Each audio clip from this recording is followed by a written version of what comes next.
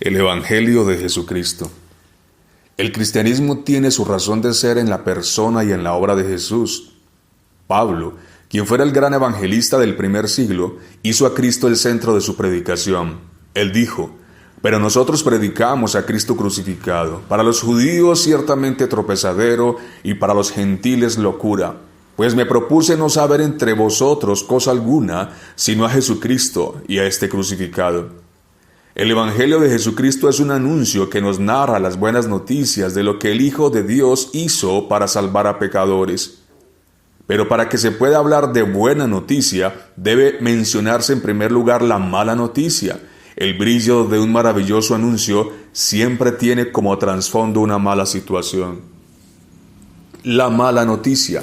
El hombre, quien fuera creado a imagen y semejanza de Dios y en comunión y dependencia de Él, decidió rebelarse contra la autoridad divina. Esto trajo enemistad con Dios, introdujo el pecado y la muerte. Como Adán era cabeza representativa de toda la humanidad, su transgresión afectó a todos los que de él vinieron después.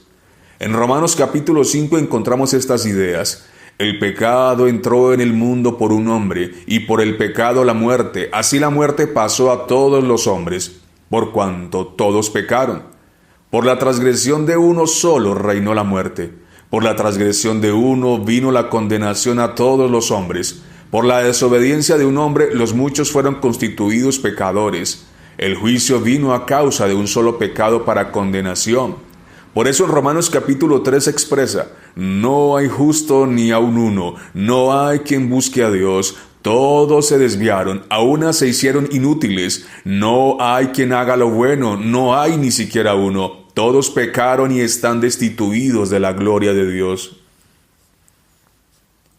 La ley de Dios acusa a todo hombre y lo deja sin excusa. Ningún hombre puede levantar la mano y decir que es justo delante de Dios. Nadie puede argumentar que merece el cielo, y la razón es que para tal cosa se requiere obediencia perfecta, sin fallar jamás en todo el transcurso de una vida, ni siquiera en un mal pensamiento. Muchos hoy se sienten orgullosos de su vida moral, razón por la cual se creen buenas personas. Muchos dicen que comparados con otros ellos son buenos, pero se equivocan al compararse con otros, pues el parámetro de comparación es Dios mismo, y frente a su perfecta santidad nadie puede decir que es bueno. En Marcos 10:18, Jesús le habla a un hombre rico y le dice: ¿por qué me llamas bueno? Ninguno hay bueno, sino solo uno, Dios. El primer paso para apreciar la buena noticia del Evangelio es aceptar la mala noticia de que no somos buenos. La realidad que nos dibuja la santa palabra de Dios es que somos pecadores y estamos destituidos de la gloria de Dios. La mala noticia es que un Dios justo y bueno no pasará por alto su perfecta justicia, pues dice la palabra que Dios de ningún modo tendrá por inocente al culpable. Si todos nosotros somos culpables, no solo por ser descendientes de un hombre pecador, sino además por practicar el pecado, luego entonces tenemos un grave problema frente a la justicia perfecta de Dios. Un Dios de perfecta justicia no puede pasar por alto el atentado contra su gobierno, y eso es malo para el pecador, por cuanto si muere sin venir a cuentas frente a su Creador, deberá enfrentar eternamente la ira de aquel a quien ha ofendido.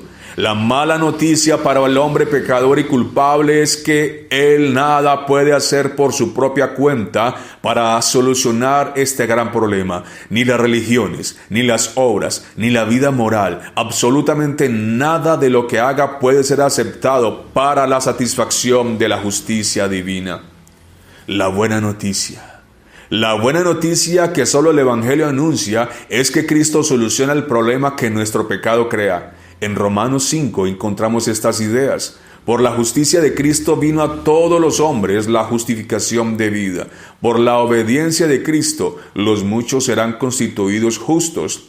Justificados pues por la fe, tenemos paz para con Dios por medio de nuestro Señor Jesucristo, porque Cristo, cuando aún éramos débiles, a su tiempo murió por los impíos. Mas Dios muestra su amor para con nosotros, en que siendo aún pecadores, Cristo murió por nosotros. Siendo enemigos, fuimos reconciliados con Dios por la muerte de su Hijo.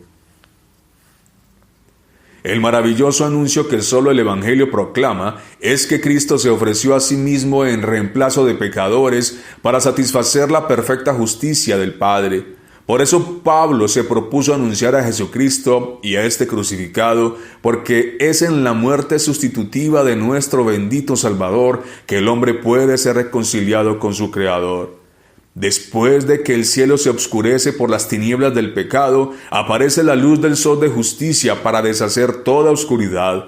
Cristo hizo lo que ninguno de nosotros puede hacer, y eso es vivir perfectamente conforme a la ley de Dios. Su obediencia es perfecta, y esto es buena noticia, porque si el pecador cree en Cristo, como dice la Escritura, toda la vida del Hijo de Dios se le contará a su favor en el día del juicio. La gloriosa noticia del Evangelio es que la obediencia de Cristo le es otorgada al pecador que cree y se arrepiente. Cristo obedece y el pecado es declarado justo por medio de la fe. Pero Cristo no solo vivió conforme a la ley para otorgarnos su perfecta justicia, Él también murió para cancelar la deuda impagable que teníamos. Solo la bendita sangre del Cordero de Dios servía como el pago por nuestras innumerables maldades. El glorioso sustituto muere para que el pecador ponga su confianza en Él y reciba por la sola fe el perdón de sus pecados y la vida eterna.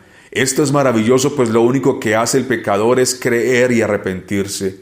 El maravilloso anuncio es que Cristo soportó la ira y el abandono del Padre no por sus propios pecados, sino por los pecados de aquellos que Él vino a salvar.